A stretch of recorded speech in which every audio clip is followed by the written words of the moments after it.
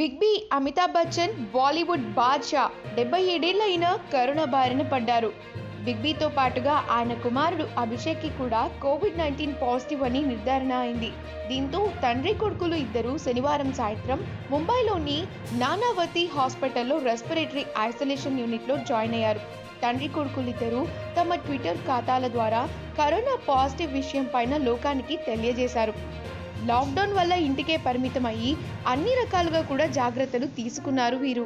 కౌన్ బనేగా కరోడ్పతి కార్యక్రమ 12వ సీజన్కు ఆయన వ్యాఖ్యాతగా కూడా వ్యవహరించనున్నారు. ఇటీవల తన ఇంట్లో కౌన్ బనేగా కరోడ్పతి ప్రమోషన్ కార్యక్రమంలో అమితాబ్ పాల్గొన్నారు.